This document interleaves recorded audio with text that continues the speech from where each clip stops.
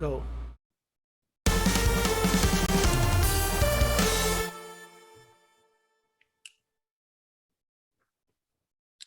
On March 3, 1969, the United States Navy established an elite school for the top 1% of its pilots.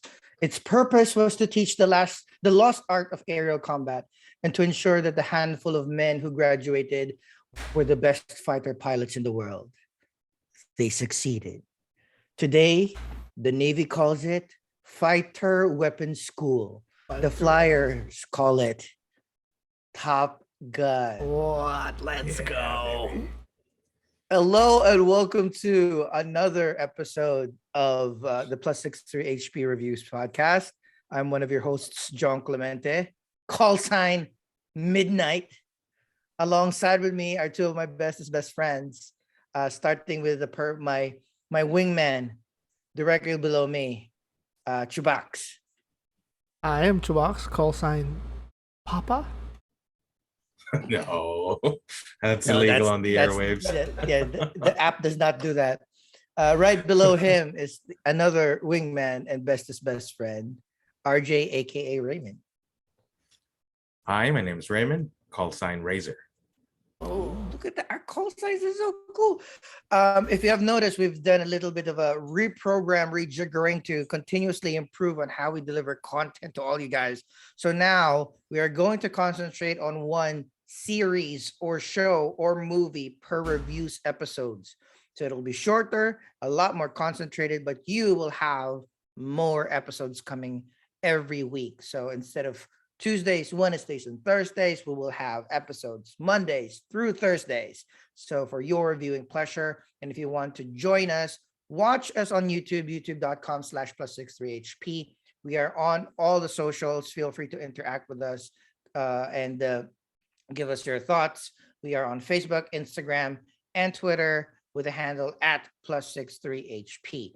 If you don't want to watch us on video on demand, you can listen to us on your favorite podcasting app of choice. We particularly like Apple, Spotify, and Amazon. Feel free to like there, leave a review, leave a comment. It helps us in all of the algorithms.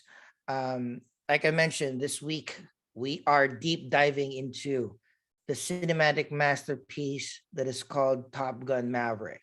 But you also have an assignment for next week if you want to join us. We are everything, everywhere, all at once is dropping on video on demand on the 7th, so we can watch it together and discuss it and then see. It's another amazing video. I cannot wait to discuss it with my bros. So that's also going to be a banger of a movie to review next week. But without further ado, strap in your seat belts. The air traffic controllers waving us on the flight deck, ready to launch. But before we dive into the synopsis, a bit of stats on Top Gun Maverick, released May 27th, 2022, after a couple of years of delay. So this was a long time on deck. So I'm really happy that it's finally here for all of us to watch where it's meant to be watched in the big screen. Directed by Joseph Kosinski, not a familiar name, but he came to his claim to fame. His directorial debut was Tron Legacy with my ex-girlfriend Olivia not Munn. Wow. 13. Wow. Olivia Wilde. Olivia Wilde, yeah. Olivia Wilde. And he has worked with Tom Cruise previously in their film Oblivion, which is based on a graphic novel. So that was a pretty cool sci-fi movie as well, starring this action-packed hero, Tom Cruise. Our Screenplay hero. by Aaron Kruger, Eric Warren Singer, and Christopher McQuarrie. You listen to that, Christopher McQuarrie. Where have we heard that name before? Mission Impossible. He is a longtime collaborator of Tom Cruise and the Mission Impossible franchise. He's also a producer in this particular film. So they really wanted to make this as authentic and as cinematic an experience for every person that will be coming into the theaters. Produced by Jerry Bruckheimer. That's why we have a little bit more access in terms of what the Navy can provide us. It's very difficult to do things like this in an authentic manner, and they were able to do that with the assistance of Jerry Bruckheimer. Tom Cruise, Christopher McQuarrie, and David Ellison, starring Tom Cruise, Miles Teller. Who's Miles Teller? He is Mr. Fantastic. No, he is Rooster from now on. We have Jennifer Connelly, my also ex-girlfriend. I cannot believe I've had a crush on Jennifer Connelly for 30 years now.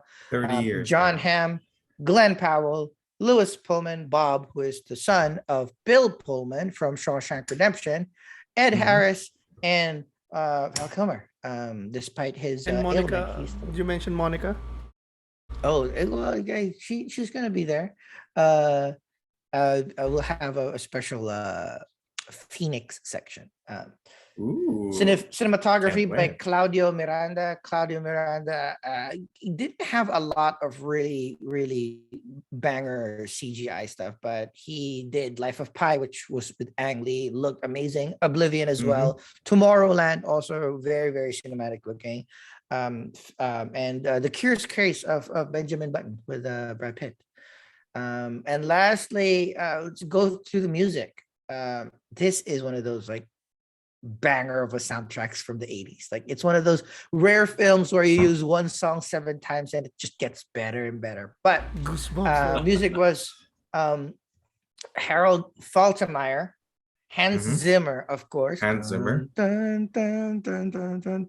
Classic, but also Lady Gaga. Lady Gaga was part of the score. She had a song in there and towards the credits, and she's a big fan of the franchise. That's why she just was shoehorned in. Running time of an amazing 131 minutes, a little over 2 hours, 2 hours 10 minutes, perfect 2 hours 10 minutes. The budget surprisingly was only $170 million. That's what happens when you do a lot of stuff practically. You don't need a lot of time and technology. Who would have thought that flying real jets would be cheaper than making them CGI?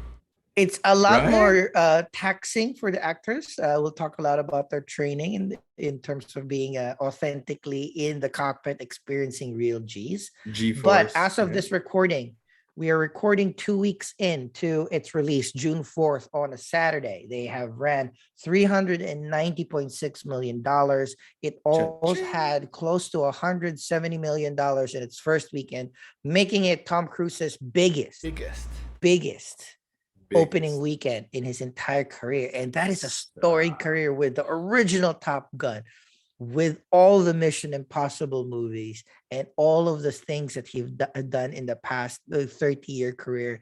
This movie, a sequel to a movie that should have never had a sequel, just blew all expectations away. So that's the stats. Before we go to full spoiler territory, talking about it beat by beat, quick general thoughts on what you thought about the movie. We'll start with Razor. Razor says it's a lovely movie. It's a well spent 2 hours and 10 minutes. Love it. There's nothing I could complain about it. It has the essence of nostalgia. It has a great story behind it. The actors were fantastic. Call signs are very inspiring. Hence, we also got our own call signs. Even if you haven't seen the earlier movies, watching this, it won't get you lost. They explained it extremely well. It's well thought of script, well thought of plot. Fantastic movie. I love it. Poppy? Oh, somebody called me Poppy. You finally called him. No, it's the call sign. It's an incorrect call sign. Okay. I've been a little busy the past week since I've seen it, so I haven't digested it as much as I have, because I'm gonna watch it again. But it's for sure in my top 10 films of all time, possibly in the top 5, arguably the top 3. Possibly. So it's somewhere there. I still gotta digest it. But man, I watched it with my wife, and it was as soon as the dun started at the start till the end. Those bells, dude! I haven't experienced people clapping in the cinema since Avengers. I think, or even before. Like I haven't seen people this excited about the movie since a Marvel movie. So like it was that good. Like that's how it looked to me. And so many things I liked about this. How all the choices they did. Well, we'll get into it, but it's just like so good. Like all the choices they did, I like nothing popped out wrong. So I'm so happy. Like all the little things. Yeah, it goes same with me again. I saw this opening weekend. I had a couple of hours free with work. I was super stressed with work. I was super beat up, very, very pissed off about a lot of things. I watched this movie and I was just grinning ear to ear. It was a ride. It's not just a movie, it's an experience. And we'll go into it. There's nothing groundbreaking with this movie. It's just well made. Well, the flying played, technically paced. is groundbreaking. Yeah, I mean, it is how groundbreaking, how but they shot it. So that is groundbreaking. it is okay. So they made special IMAX cameras, like 6 IMAX cameras. They condense it into the cockpit in which the at least the pilot can still fly. So it is okay in technological marvel to be able to do some aerial cinematography and photography like this. But the story, tight. The acting, wonderful. Casting, almost perfect. Like it's just one of those things where you don't need to overshoot your target. Just get everything right, within your lane, and everything will fall into place. So just everything about this movie was just so, like what you said, perfectly placed. And from the first minute to even the credits, it was super fun. And yeah, I saw it literally on a Friday afternoon. I saw it immediately again on a Saturday night. I would love to see it again in the next few days, as soon as I find a 4DX cinema with tickets, because I want to experience this in 4DX this time to experience the jolting, experience the wind. And I've heard really good things about people or I've listened to podcasts about people that have seen it in 4DX. So that's the next point. So Maybe you'll get to feel the G's I think too. the perfect symbolism for how you described it was when I saw an interview with Monica Barbaro, who plays Phoenix, mhm. and it's like about those decisions where they don't go over.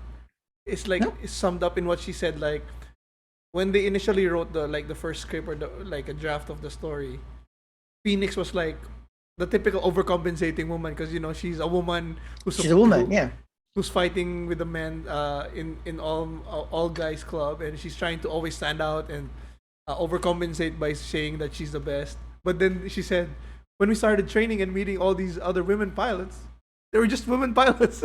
they weren't acting over the top or overcompensating, and Yeah. so we fixed that with the script, and she was just competent and one of the best, but she didn't like wear it on her shoulder, that shoulder. she was a woman. So it Yeah. was She's Like, there already was no proven it. issue about She was there. there's You're no already issue in about Top being a Gun. woman. Yeah. Right, you're already in Top Gun. You're already the 1%. So that was great. And you summed it up correctly. They trained for this. They were in real scenarios. So that's why a lot of the thing is, a lot of movies do that. Like people go to boot camps and train with the army or whatever, but the authenticity doesn't really transfer to the film because of either director's choices, screenplay, studio meddling, whatever. Trying to make it more sellable, But more marketable. if it's done right, it's like Saving Private Ryan, Band of 100%. Brothers. Those who went to boot camp really really sold it. That's why it really shows when it's really authentic, because people try to fake it. When you fake it, the more that you try to become authentic, the more that it seems fake. If you just let it be It's a good line. authentic, like it's like they have a couple of GoPro cameras strapped on the wings, a couple of GoPro cameras strapped on inside the cockpit. They don't have like fucking drones flying around these planes to give you different views. These are very simplistic shots, but because they're so real and because they are. I do it's hope we real. get more of these, because who would have thought that it would be cheaper to get into actual fighter jet planes and put the actors There's there going and to fly be- it, and it's cheaper than making There's it going to be some CGI. balance, because the training we've seen some. We'll discuss it a little bit more as we go through the beats, but the training that all of these actors went through flight school. They're all licensed pilots now. Like even I forgot Glenn Powell, who plays Hangman, Hangman. after the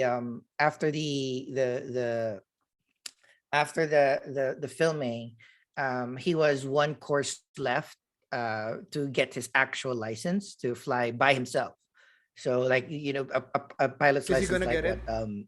he got it. So Tom Cruise gave him an iPad with a book, a couple of extra lessons, like actual people to get him through the training, so that, and scheduled him flight time so he can get to his 1,000 hours, so that he could get it. So within the week, it was amazing. Tom Cruise, there was a car that came by that had an iPad with the flight book, and and then I went. But by the next weekend, I already had a test scheduled, and I'm like a certified pilot. So it's like that's how cool this has Powerful and been. But influential he is. I'm excited to go through beat by beat. So I'm gonna turn over the stage to Razor for the synopsis, and then we'll interject into our favorite parts.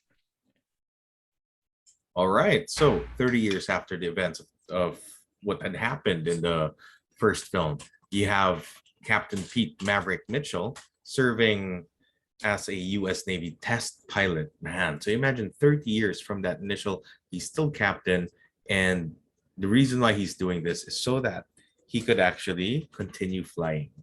So then you also get to see what he's there to test is this hypersonic jet called Dark Star. The goal of this jet was to reach 10G, Mach 10. G-force No, of Mach 10. 10. Mach 10. Mach Mach 10. 10. Not- Sorry, not sorry, 10 sorry. Gs. Mach 10. Yeah, Mach 10. Which consequently will make him the fastest man alive. But the thing is, you have this Rear Admiral Chester Hammer Kane approaching to shut down the project. And of course, he's not here yet. So Maverick gets on the jet and flies it out, even takes off and blows a lot of supersonic dust towards Rear Admiral, Hammer, while he Hammer. flies his jet and proceeds to test it to hit Mach 6, 7, So, 8, 9. nah, he's the And I fastest love man the alive. I know, right? I love the point by point increase. He said, "Come on, come on!" And of course, his Takes crew at the longer at back end. 9.9. I know, right? That's It's longer. But also, like, this is one of those decisions that I like. It's like this one was obviously CG or special effects, but very tastefully done. You don't have to like do all of the outside shots or whatever. It's just there's an LED light in the his far view, yeah. yeah. It's like it's his face in a cockpit. The Mhm. cockpit was like not too fancy, and Mhm. it's not like the go like small pushes, very Yeah. subtle. So that's what you kind of like. What's happening? It's like, I love this one. So during that course of reaching Mach 10, Rear Admiral Hammer goes into the command center and goes, what's happening? His friend offers him coffee, and obviously Coffee. he's completely pissed. The whole team is cheering on for the success of Maverick, but you see, pushes it all the way to 10. And if you think about it, he hit his target. Mach 10, project is saved, jet should be good.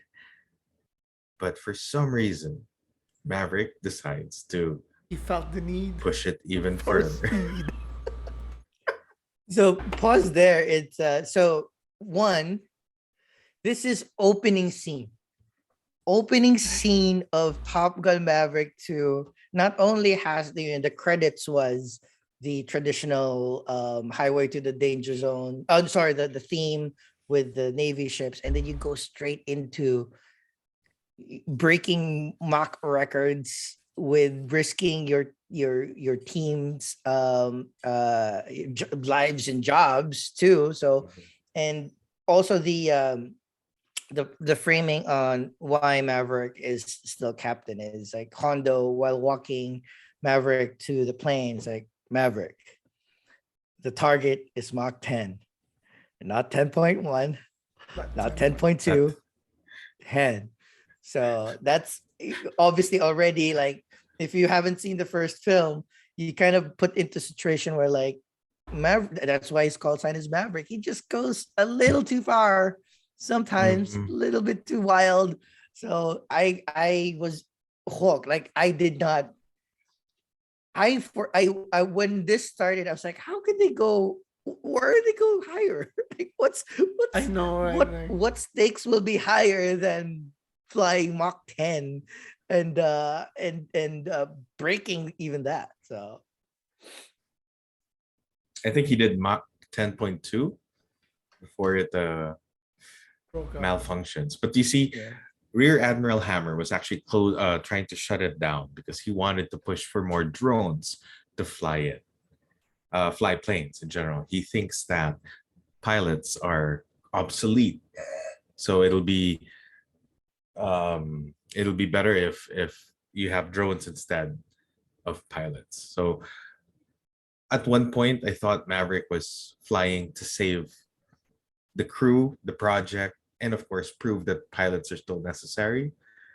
But then his desire to push it further, causing the Dark Star to actually malfunction and explode, finding himself way away from where he started, some unknown town. So he enters a tavern or a restaurant and a diner. Everyone just looks at him, and this kid he goes, "Where am I?" The kid looks at him, Earth. That was funny. That was actually funny. So they bring him back. They didn't even show him ejecting. They didn't need to show it. You just said walking in a diner, burnt up and stuff, but alive. Like simple drinking water. Yeah. Right. Freaking nervous for sure after that, could have died. But anyway, crazy Maverick as he is. So he gets a helicopter, pick him up, send him back to the base. He's supposed to be grounded for life, but then he gets a call of basically a favor from Admiral Tom Iceman Kazansky, who is played by his very good friend Val Kilmer.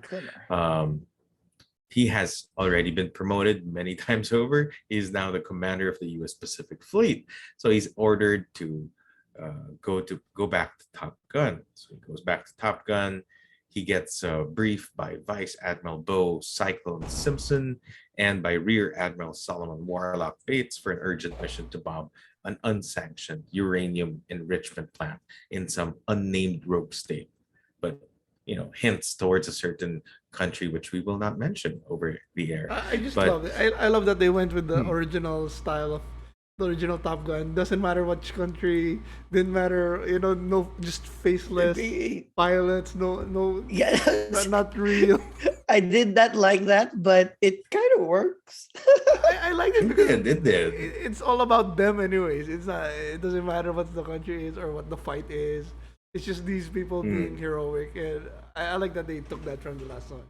It's executing a mission, and then so this is another great decision that they've done. That one of those things where when Maverick was called in by Cyclone, and what's the black dudes? I forget the black dudes. Hondo. No, Hondo Warlock. is his best friend. Warlock.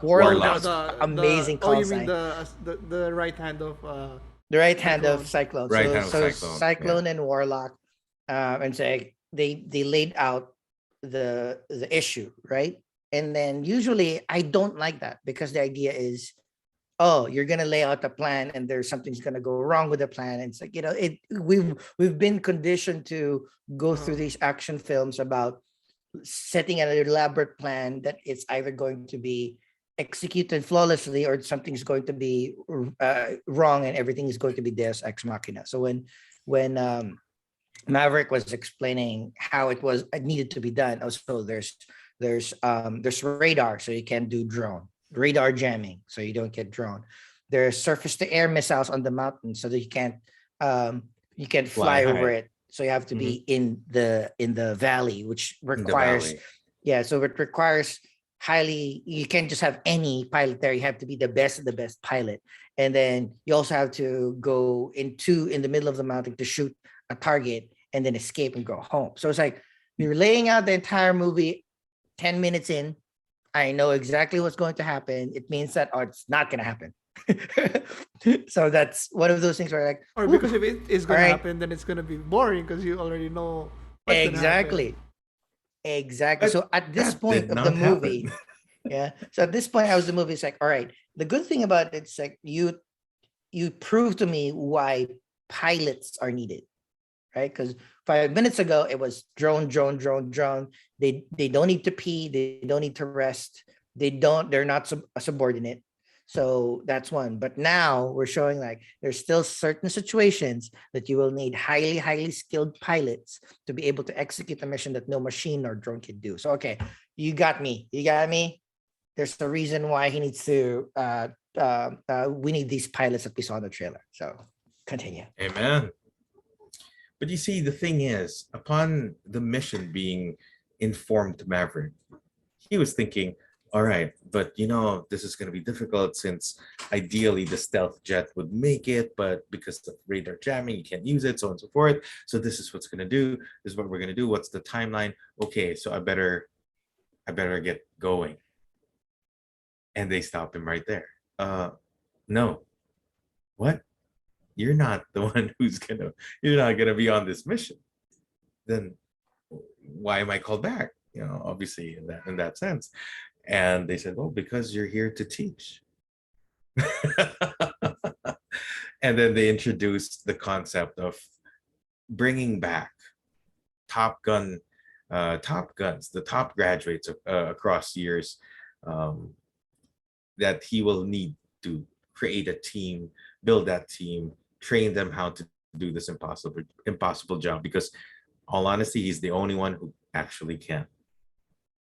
So he was a bit dejected because he was thinking, oh, I thought it's me, I'm gonna fly it, but no, I'm gonna be training, I'm not a teacher. But either that or be grounded forever. But you see, that's not what Maverick wants. He'll keep on flying. So anyway, they start to introduce the pilots. So you've got self-confident Lieutenant Jake Hangman Saracen. You also got Lieutenant Bradley Rooster Bradshaw, who's also the son of Maverick's late best friend, Rio Nick. How did that casting go, man? Like, fucking perfect. His entrance, like, God, even dude, I'm a man, but confidently, did you see his fucking body when he went like that? Like, God damn, the shape was like, even I was like, holy shit, he looked good. Yeah. And everything else. One of the interviews. Go. Yeah, one of the interviews that I heard about Miles Teller was like when he was casted, like all the casting directors like, this is perfect.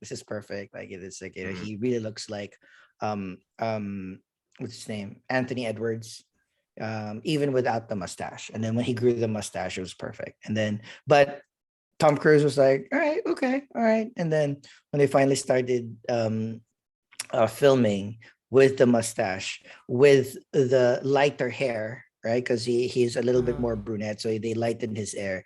And then Tom Cruise went up to him, like, now you just don't look like Anthony Edwards. You look like the child of Anthony Edwards and Meg Ryan. So that's the most important. And Meg Ryan, that's right. Yeah.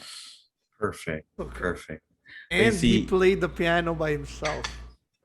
Did he learn that? The Great Balls of Fire? But he's a piano. He knows how to play. I don't know if he had. I guess he had to learn that song, but he played it himself. Yeah, it should be. One song.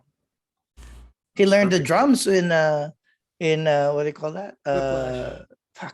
Whiplash. Yeah, Whiplash. That's true. So being dejected, Maverick goes to the bar, sees his 30-year-old love that got away. I think he left. Jennifer he didn't get away. He left. Oh yeah, that's true. He left. Yeah, that's true. I felt that, he left. He was the one. But then he sees her tries to connect with her. Don't look at me that way. What way? She's like the coolest I'm not. mom, dude. Like the coolest. She has a Porsche. She sails boats. She has a bar by the beach. Bar. Like, Yeah, she's the best. Like She's the a cool perfect mom, huh? woman. Admiral So while that's Stockwater. happening, you get to see the introduction, the arrival of Phoenix and everyone in the cast, the 12 that were to be considered, they're all there playing billiards. You'll get to see the friction that you have with Hangman being the overconfident person. Then you'll see Rooster coming in bit late and symbolic, because that's what Hangman teases him for. Always late, can't pull the trigger, can't decide on time. Um, he they're like changes the they're mood. literally reverse. Like the one prioritizes teammates and everything, but can't execute at the last second. The other one executes perfectly, but always leaves other people hanging. So it's like, if they It's combine, perfect. they'd be the perfect. But that's the other thing too. When CHUBAX mentioned that some of the call signs were scripted, but they were allowed to pitch whatever call sign that they wanted, except for Miles Teller. Miles Teller picked his own. Like he was like, "All right, you Kept it in the this is your family, though. character." Yeah, it's a perfect pick. Still a bird. There's still two O's. So Rooster and Goose, it sounds a little bit together, but even the character of the hesitant conservative but really good pilot, because of course, if your dad died in an airplane in a jet fighter accident, you'd be a little bit conservative as well. So it's kind of like, oh, even just the names were perfect. Yeah. Like, oh, love it. That's right. That's right. So he starts playing. He starts coming in, supposedly playing pool. Gets teased by Hangman. Pulls out the jukebox. Music dies. Crowd goes boo, and gets on the piano. Plays Great Ball of Fire. Tom Cruise, who was How kicked awesome out is of the that? bar because I know, right? But Maverick, who was kicked out of the bar because he wasn't able to pay due to some rule that if Bar you rule. were rude to a Penny lady, was you messing have with to him. buy everyone drink. Yeah, she was. It was the I'm sure cell phone on the bar. No cell phones on the bar. I like that rule. That's actually very nice, right? Actually, very nice. So his card wouldn't go through, so they kicked him out. He was thrown out, but then when he heard the Great Balls of Fire, he remembers his time with Goose, with his son on the piano, with Meg Ryan on the side, while they were singing Great Balls of Fire. Then Jennifer Connelly catches that glimpse and he steps back out. So he goes, I guess that was his trigger to start training them. So as throughout the training course, you'll see there's a lot of friction that really develops between Hangman and Rooster. Rooster hates Hangman's attitude towards the wingman, leaving them behind. Hangman criticizes Rooster for being too overcautious, just what CHUBAX said. And they really just they observe Maverick's skill, because they first thought, it's old, it's not going to be able to do that. They're the top. You see the pride that they all had, being the top of the best. But then Maverick just blows them away. None of them were able to even target Maverick. No one. The dogfighting exercises. But before we go deep into the dogfighting exercises, it's not an Easter egg. It's just, I don't know if it's so cool that they have so many amazing characters that they had. I don't know if you guys noticed. Manny Jacinto is one of the pilots in that crew. Manny Jacinto's plays the Filipino Asian guy in The Good Place. So he is this heartthrob kind of guy. He's like super cool. He's on the up and up. So he's quite a big star, and he's technically zero lines in this movie, but you see him always in the background during the classroom scenes and like in walking along with Yale and whatever. Because there's 12 there's 12 pilots that were called back, but of course you can't have screen time for all 12, so only like like 6 had speaking lines, and only of the 6, like 3 to 4 had really really good roles. Major lines, yeah. In the back of like, it's Manny Jacinto. I was like, I thought it looked familiar, and then I saw a tweet saying like I don't know if this is a flex because the movie is so packed with talent, or they terribly misused Manny Jacinto in Top Gun, but he was there. He was a pilot, so shout out. It's still awesome to be part of it. Yeah. Hello, Manny Jacinto. Yeah. So okay, so then it's also revealed why Maverick doesn't want Rooster to fly. He says, he's angry at me because I caused his career to go bottom side up. It's because he made a promise to, his mom, Meg Ryan, who eventually is not there anymore. She's a dying mom, says she doesn't want her son to fly. So he tried what he can to block his application to the Naval Academy, setting his career back. So he later then meets with Iceman, his best friend, his wingman. He has throat cancer, so he really couldn't speak well. It hurts when he speaks, so he communicates using keyboard. And he talks to him, tells him, I can't do it, but he eventually stops typing and speaks, forces it despite the pain. Speaks to him. Such a perfect way to get around Val Kilmer's own voice. He has is it cancer also? Surgery with this? Yeah, I think it's a real thing. He's been battling cancer for a while now. So that's why there's a scarf, because he has that giant hole in his throat. Holy crap! Cool. And I do love that that's not a big twist, but we were all expecting that he blames his Maverick for his dad, but the real reason was because of the pulling the papers, right?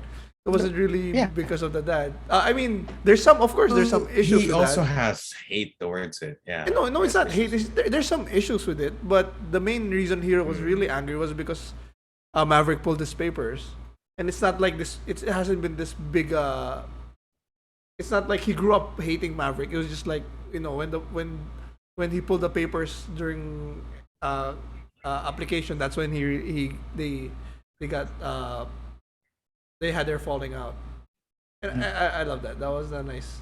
Yeah, I mean that's that in the trailers we could have expected like, oh, it's just like ever since you killed my dad, but it wasn't about it wasn't about that. It's the pulling the papers, which is kind of true, because like, I mean, you were a kid when it happened. How will you have formed in opinions whether it's whoever's fault it was? So, but pulling of papers is an active, conscious act to destroy your career 4 years down the drain. I also expect that the kid would go with what the mom felt, right? If the mom felt was angry at Maverick, which she probably wasn't, then the kid wasn't angry also. He wouldn't blame.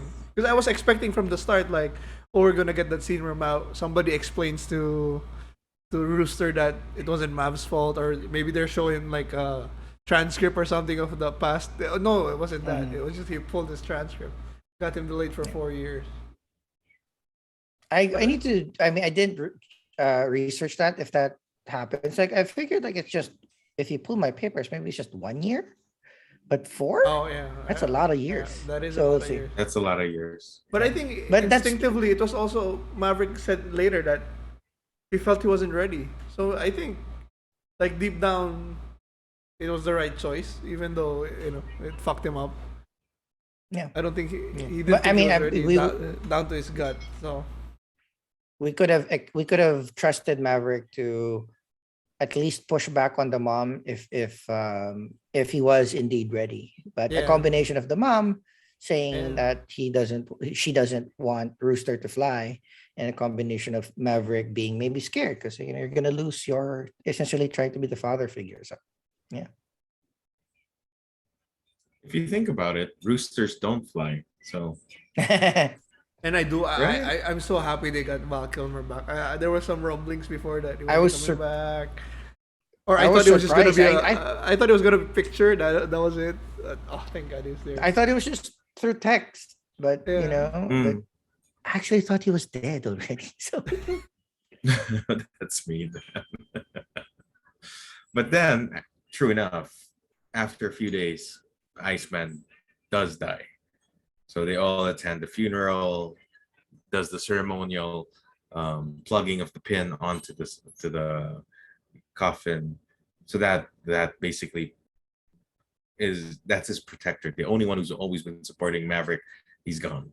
So then, because Iceman is gone, Cyclone removes Maverick as the mission train and sets new parameters immediately. He didn't even wait, because the goal was Maverick's goal was to get there in 2:30. how many was that? 1 minute, 2 minutes. 2 minutes 30 30. seconds.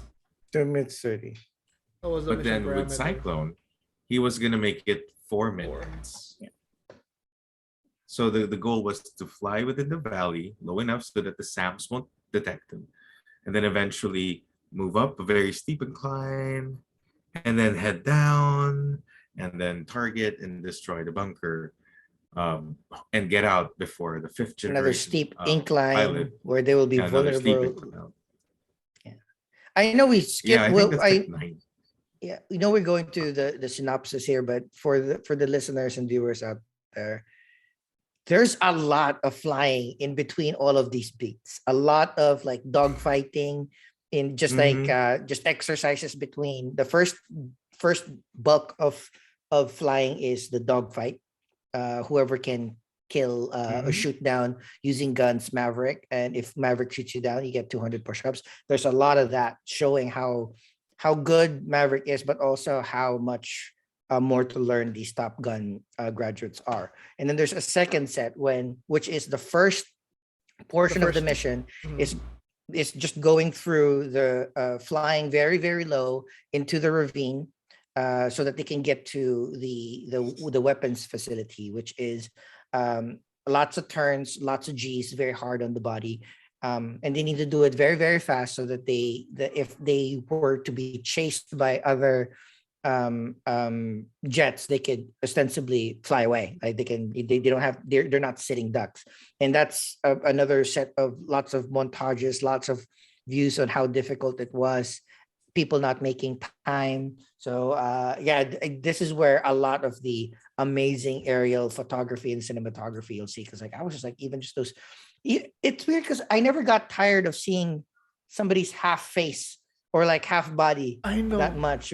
especially knowing that it's real, that they were feeling those G forces. It made me And appreciate it. Like they did this. I'm appreciating it. Like fuck. The cool things like the presses on the face and then their expressions. If you didn't see this movie, you open the TV and you get to that part, you might see it's like, this is not the greatest. You could have taken one or two more shots to make them look prettier or handsomer, but no, the way that they are twisting and turning is so authentic that it's like, okay, even if it doesn't look as pretty, it's not camera friendly, it works because you can really see them fighting. Yeah, one of the best tweets I said, like, it went something like, the most realistic and appreciative moment I have for Top Gun. The tweet said was like, they let Tom Cruise have Tom Cruise height. They didn't make him taller. They didn't put him in a box. He was like smaller than everybody, but it didn't matter because it was real. Like, he was like this with Miles Teller and everybody. Miles Teller, yeah. But yeah. it's real, so I love it.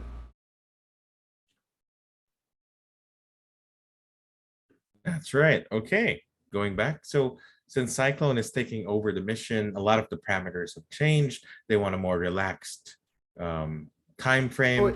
Wait, did we And get through the sex scene already? I love that. That was like with Penny. Oh, Not yet. Go ahead. oh yeah, that was in between, right? Somewhere in the middle. that was before. No, that was yeah. before the actual mission. So it comes in after the football fight, the double football game, Oh, but it's before, right? Before this. Yeah, before No, after. before the funeral. Because after the funeral, it's all mission na, diba? Mm. Yeah, because no, Yeah, it's okay, it was talks to before her the after. funeral. Yeah, So right. yeah, this was Before the still with funeral, the yeah. this was still in the middle of the basic training. I just they just like all the decisions that they show that I like because as soon as they started kissing, I was like, are they really gonna show a sex scene with Tom Cruise at 59 years old? But no, they cut immediately. It worked? And they're talking. No, they didn't even go. They were talking in bed and laughing. It's like he's getting old, and he's kind of accepting that he's getting old. That nobody wants to see him naked. You know. But kissing also somebody. one of the few age appropriate semi sex scenes because like Jennifer Connelly is also 50 plus. I know. It's so perfect. it was perfect. They were just talking and having fun and laughing. So I love it. Like, just when they thought But they you were can gonna already make the wrong assume. decision, Yeah. and they just like, oh no, we still got it. We got you. I love it. Mhm. Yeah. Okay. So while the mission was already being edited in terms of the time frame, Maverick gets on a plane and The shows goosebumps scene. that it is actually possible. And from then they let him continue to train the team because it is possible. So That more scene, dude, intensive where training is needed. He goes like that, and everybody like you have the best of the best sitting in that room. Everybody was like Yep. on edge, like holy shit, is he doing this? And then God, that scene was like so good. And I need to. just a point, his time required was 2 minutes 30. He did it 2 minutes 15. Not only did he achieve what he sought out to do, he broke the record, made it even faster. Anyway, that's pretty awesome. So he then continues to train them. They do team buildings. They played what did he call it, that game? The football game with two ball, double football. It's Double something. it's dogfight Attack and football, defense Dogfight at the same offense, time. Dogfight Dogfight. football. dogfight football, attack and defense at the same time. Yeah, which is so chaotic, but it's just pretty fun. And you can see how fun it was. And you can see that Tom Cruise at 59 still has abs. And But not like Glenn They're still Powell or okay. Miles Teller. Not though. not like Glenn Powell or Miles Well, Teller. They had he's they had 59. These they guys had are like they 20s, had masks, 30s. but I know, but they look good. Yeah, that's right. That's right. So then they I'm gonna shave prepare my for the mustache mission. later.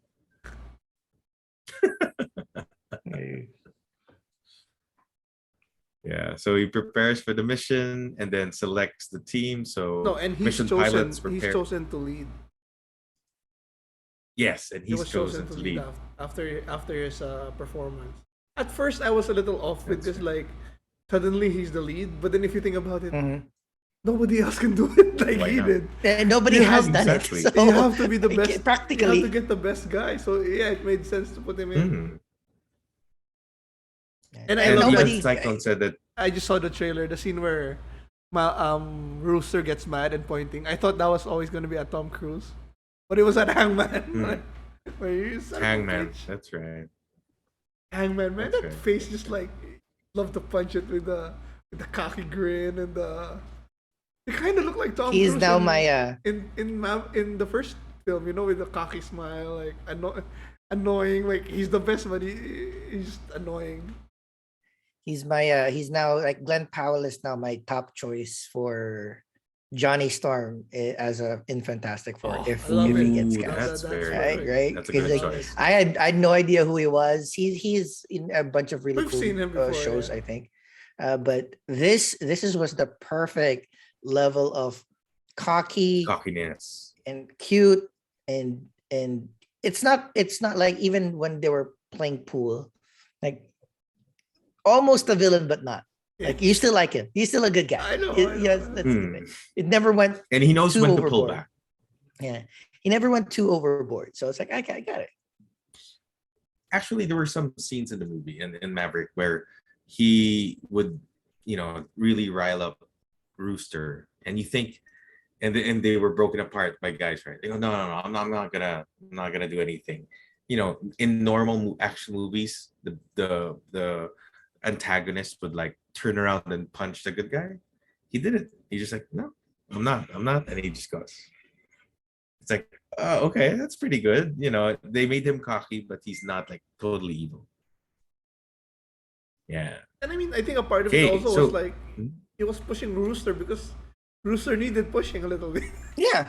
Yeah. Yeah.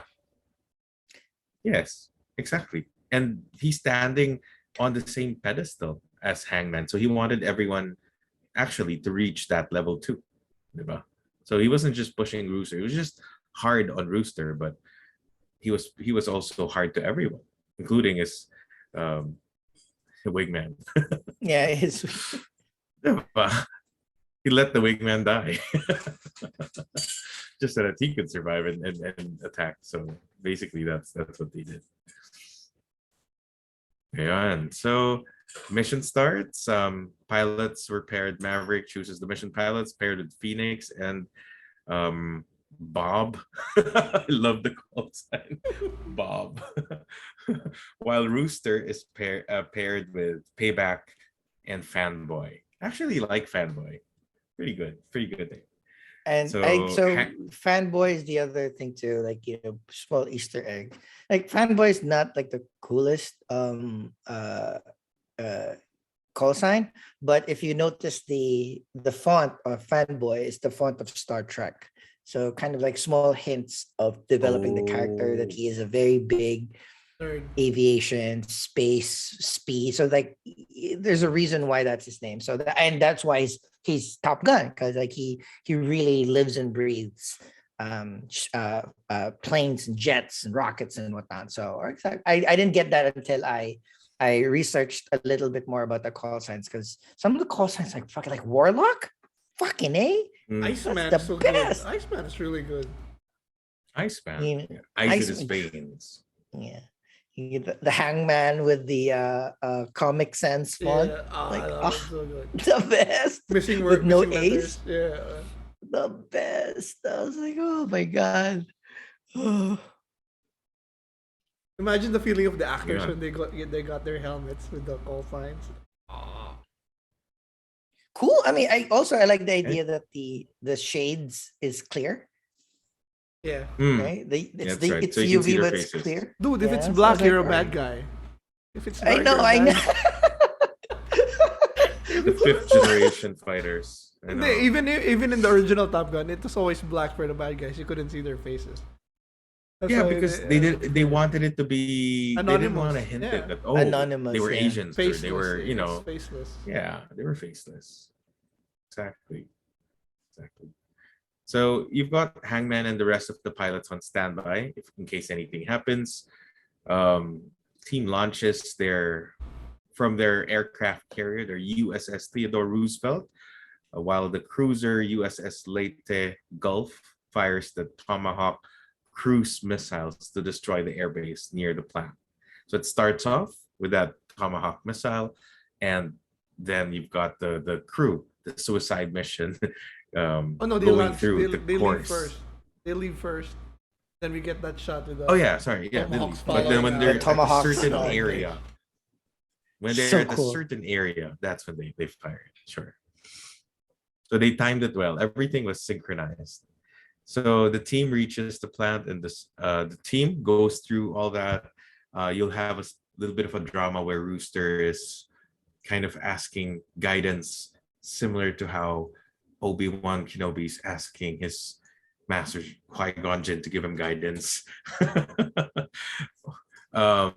give him strength, what to do. Also similar to Maverick scene in the original one, where he backed out and it was like hesitating, and suddenly after thinking he re-engages. Talk to me, Dad. Talk to me, Goose. What is he? What is he saying? Like, Dad. Don't think. Don't think, just do. Just do. Very Yoda. I know, right? So they go through with it. They were able to successfully blow up the uranium bunker. On the flight up, they got engaged by some SAM missiles but they were able to use the, what do you call those? The back explosions just to confuse the missiles. Oh, so that they won't flares. flares, and there's another one. Countermeasures. Flares. So they reach countermeasures. Yeah. So they get to avoid a lot of the missiles, and as they head back out, Mavericks, sorry, what do you call this? Rooster's plane was gonna get hit by a missile, only because I think that was during the steep. No. After it the was, steep, it was out of flares. once He they was hit out of once flares, they hit though. the bombs, nobody got hit at the start because they were flying low, so they avoided one. all the SAMs. Yes. After they hit Correct. the bunker, Mav hits a bunker. They go out, and then they start getting hit with SAMs. Rooster's team goes down, hits the bunker, goes out, Finishes it. and then that's yeah. when all the the missiles get keep flying, and that's when they ran out of countermeasures after a couple of missiles. Exactly. And what they Hello. did was, I think a SAM was about to hit Rooster's jet. Maverick flies extremely close and releases his remaining flares, but I believe he also gets hit and he goes down. Everyone's supposed to go and leave, but later on, by order of Cyclone, everyone was to return back to the carrier. Next scene, you'll see Maverick nearby with his seat. He ejected out, runs around avoiding enemy helicopters, and later on, as he's supposed to sing his last tune, you'll see a missile attack that helicopter. He goes down, and you'll eventually see that was Rooster saving Maverick again. I think Rooster also gets And then shot. immediately gets shut down. He gets shot down somewhere in the forest. I love that. You'll see Maverick running through, That scene trying with to save him. him when they got together, the dialogue there was so good. Why So did you the say thing is, it? so Rooster dude. disobeyed orders, did not go back to the carrier to try to look back and see if Mav was alive. He was able to save Mav by shooting down a helicopter, but Rooster was also then shot down by enemy SAMs. And then you see him parachute down near Mav, so Mav can go through Rooster. Mav running to Rooster, pushing him. The lines are so simple, but it's super. We don't get this a lot. We don't get this a lot about like, dude, I sacrificed myself to save you. Like, what the fuck? What do you know? And then I love it. And then you told me not to. What were you thinking? You told me not to think. You told me not to think. And then all right, drop it. Because What like were you thinking? you drop the conversation because what else could you do? You just need to No, survive. So the acting of Tom was like, he's right. There's nothing I can say. Like, but at first, It's good to before see. when Rooster got shot down, I was like, why do we need him to get shot down as well? And then when they were talking about the F-14, like, nah, we're not gonna get this. They're not gonna do this to me. I did not want. I did not expect this. I did not even think to want this. But God damn it, they're gonna give it to me, and I want it so much. to be honest, when Mav got shot down, I thought that was end movie. Like he was gonna Perfect die. end to a franchise.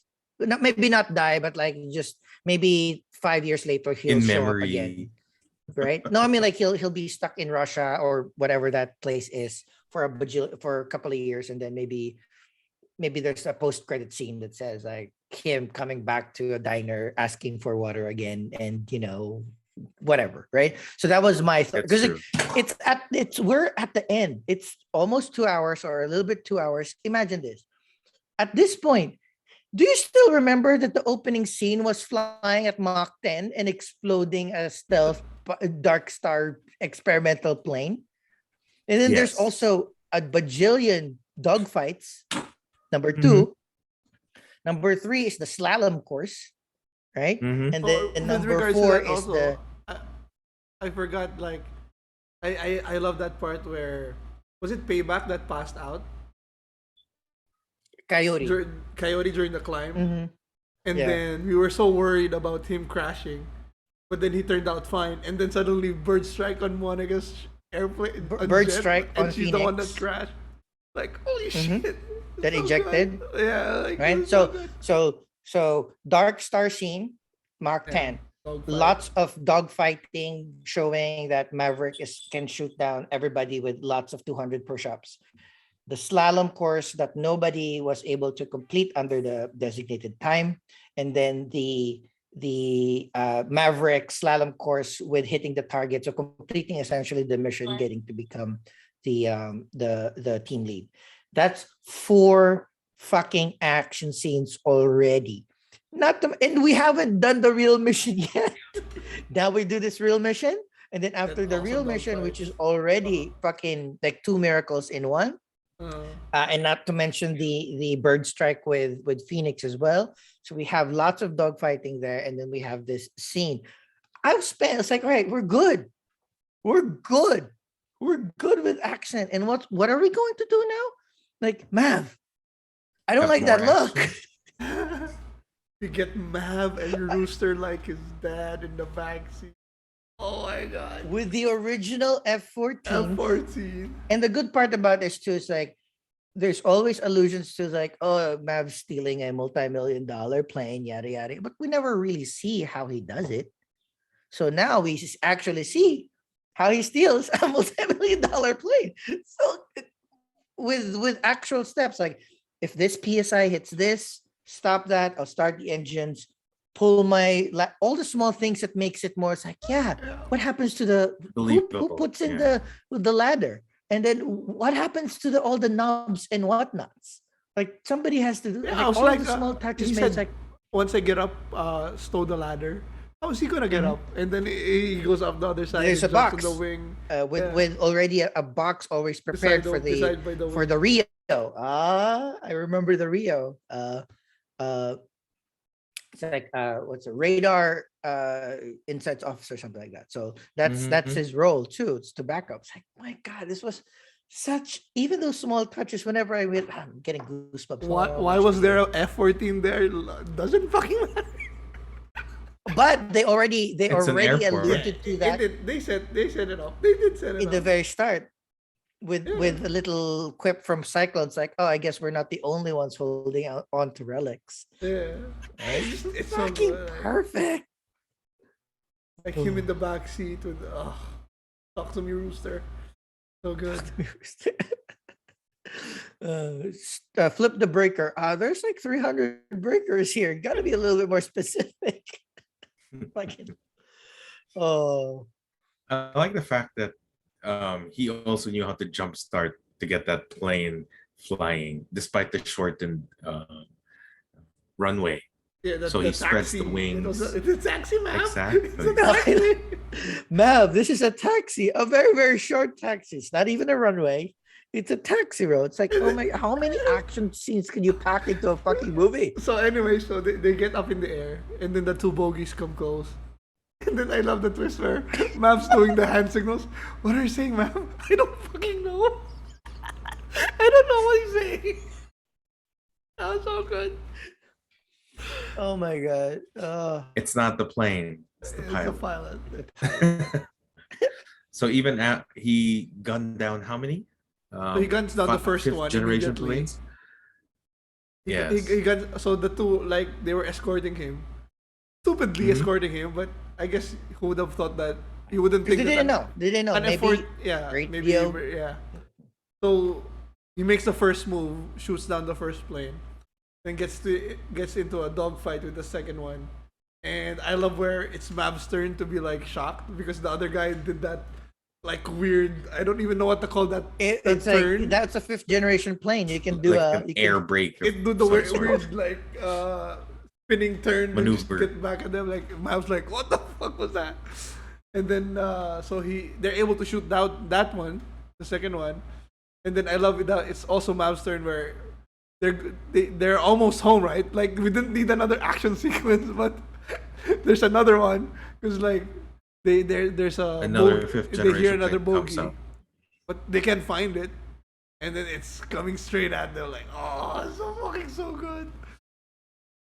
That was awesome. Okay, that's But the the thing first. is, So just when you think hope is gone, Hangman comes in and kills that guy. Yeah, Saves but the day. in the action, He still gets his. the scenes here were so good. Like with Tom Cruise, like we were so close. I'm gonna get him back to Yeah, I'm safety. sorry.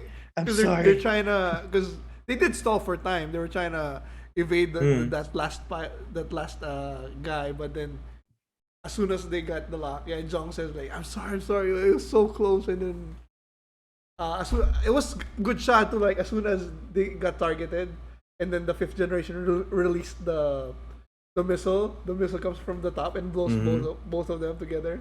Both of them. Yeah. The missile and the guy. So it's like, no, And, right? and And it's quite realistic when he they does a land the flyby plane. too, right, at They the knew end? that they're. Yeah. yeah, at the He ship, when he lands. When he lands a plane on the carrier, they knew that, okay, there's the front wheel missing. This doesn't have a hook, so they had to do it in the old school, having that net to kind of Gotcha. slow I down know, like, the. is that safer Yeah, than it's ejecting? I don't know. I guess it is because they did it, right? it is. I mean, but I think it's harder to shoot down a tiny speck than a plane, so they can Mhm. at least survive in the water. So like Plus, they whoever have a No. plane. I mean, picked them. once they destroyed the last enemy, was it safer to land a plane without front wheels than to eject and then just be rescued in the water? I don't know. I think so. I think so. I think I think they've so. they have that barricade. But my favorite line before that. Good evening, aviators. This is your sailor speaking. That's so good. Um, Yeah. Man. Please put your seat backs and tray tables in the upright and lock position so we could go back. I was like, you knew that was coming a mile away. You knew it was coming. But I was like, perfect. So, Perfect. how did we I love end? I it. think Hangman has 2 kills, right?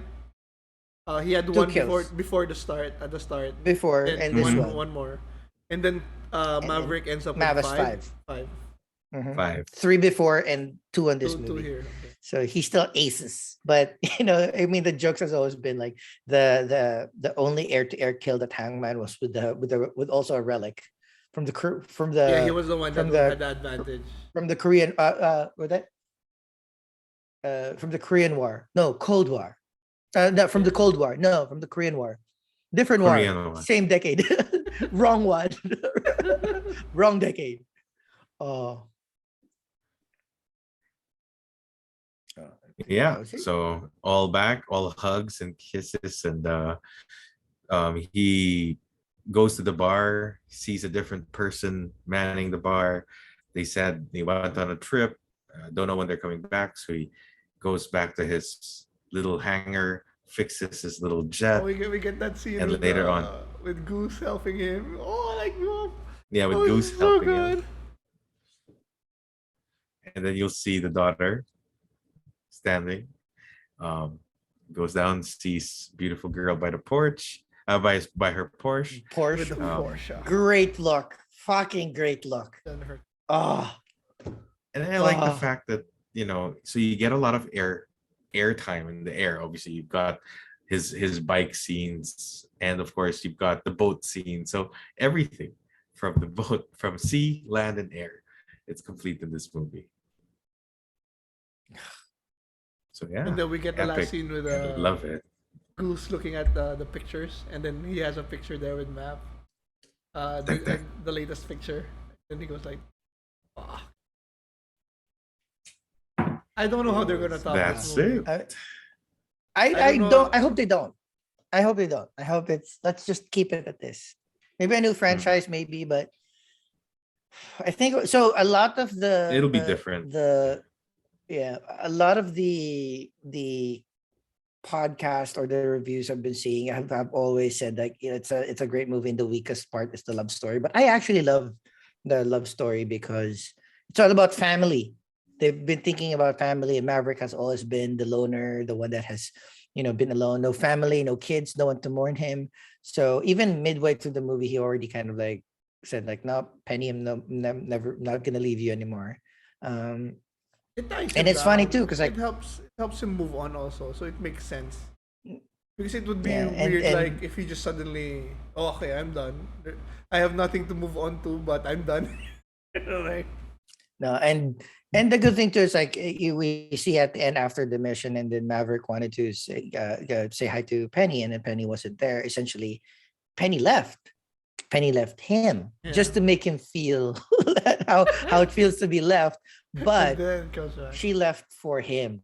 So she left San Diego and then going to, I think that's a different part of the desert in California, like the Mojave Desert, where he had his hangar and his shit and his planes and his bike. So I was like, oh, okay, I that's why miss you this don't have also. money. I also love the part where after Mav does the practice run that breaks the record, Cyclone was like still pissed because it's like it's my career or it's these kids' lives. Oh, Like you put me in a bind, man. Like motherfucker, like it's so and much, it's real. man. And then again, It's all the dialogue was perfect, right? yeah, It's it like just it's true. It's super simple. no, but it's also like it epitomizes Maverick. It's like he's a hero, but he's flawed. He's your flawed hero. It's like he doesn't give you the perfect answer. He just give. He had to decide between my career or the submission success and the lives of these pilots. Like, God damn it, man! I'll choose you because well, like not because you're the best of the heroic almost best option, but just it's the one that I can live with at the end of the day. So it's like I love John Hamm as well. He also looks good for his age, so Oh, fucking that was John good. Hamm. So thanks, Jay. That was a wonderful synopsis of a wonderful movie. Let's close this episode out by giving our final thoughts, reasons why to watch this movie, as well as our rating for Top Gun Maverick. I'll start with you, CHUBAX. I haven't digested this as I said, but after reviewing it, I'll give it a 10. Gotta go high. I gotta go high. Parting thoughts. Nothing. I gotta watch it again. I think that's the best parting thoughts I can give. I gotta watch it again immediately. Jay, what's your rating and parting thoughts for Top Gun Maverick? This has been such an entertaining movie. It's not just a movie, it's an epic. So being an epic, I'll give it a 10.